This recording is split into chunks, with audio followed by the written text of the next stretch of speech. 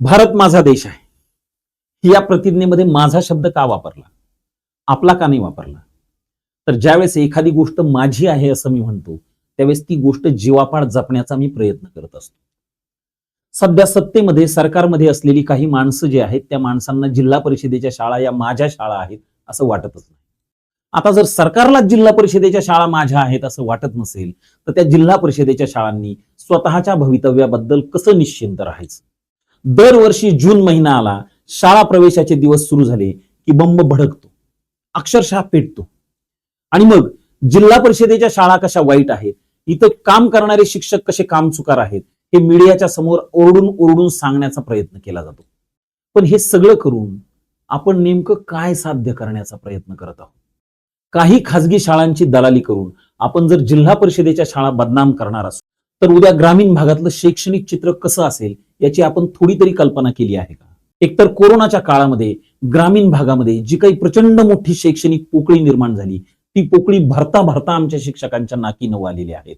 अशा परिस्थितीमध्ये त्यांना सहकार्याची गरज आहे, त्यांना आधाराची गरज आहे, शासनानं सक्षमपणे त्यांच्या सोबत असण्याची गरज आहे. त्याऐवजी त्यांचं मनोधैर्य खच्ची करण्याचा जाणीवपूर्वक प्रयत्न जर होत असेल तर याचा परिणाम भविष्यामध्ये काय होईल? आपलं शिक्षण जिल्हा परिषदेच्या शाळेत झालं असेल असं मला वाटत नाही, कारण जिल्हा परिषदेच्या शाळेमध्ये शिक्षण घेतलेली लेकरं जी आहेत ती लेकरं शरीराने, मनाने आणि मेंदूने अत्यंत सक्षम आणि सुदृढ असतात, जे की आपल्याकडे पाहून वाटत नाही. सुधारणाची अपेक्षा करणं वाईट नाही, पण सुधारणाची अपेक्षा करण्याचा अधिकार सुद्धा कुणाला आहे? ज्या व्यक्तीनं त्या क्षेत्रासाठी काहीतरी पॉझिटिव्ह काम केलेलं आहे अशा व्यक्ती. गेल्या कित्येक वर्षामध्ये खूप चांगलं काम केलं तुमच्या मतदारसंघातल्या एखाद्या शिक्षकानं, म्हणून त्याला गुलाबाचं एक साधं फूल दिल्याचं उदाहरण सुद्धा आमच्या ऐकवत नाही.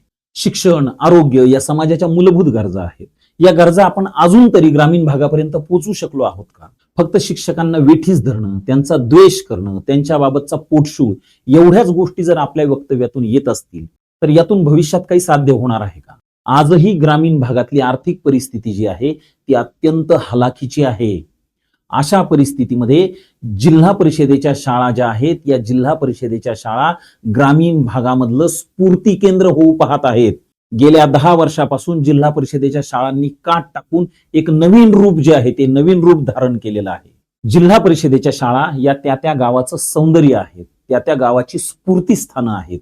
या शाळा टिकणं अत्यंत गरजेचं आहे. जर ग्रामीण भागातली गोरगरिबाची लेकरं समाज व्यवस्थेमध्ये एका चांगल्या स्थानापर्यंत आपल्याला आणायची असतील आणि सामाजिक समानता अस्तित्वात आणायची असेल तर जिल्हा परिषदेच्या शाळांचं स्थान जे आहे ते अनन्यसाधारण आहे. साहेब, तुमचे सत्तेत किती दिवस शिल्लक आहेत हे तुम्हालाही माहिती आहे, पण जितके दिवस आहात तितके दिवस या क्षेत्रासाठी आणि या ग्रामीण भागातल्या लेकरांसाठी जर पॉझिटिव्ह काही तुम्हाला करता आलं तर निश्चितपणे करा.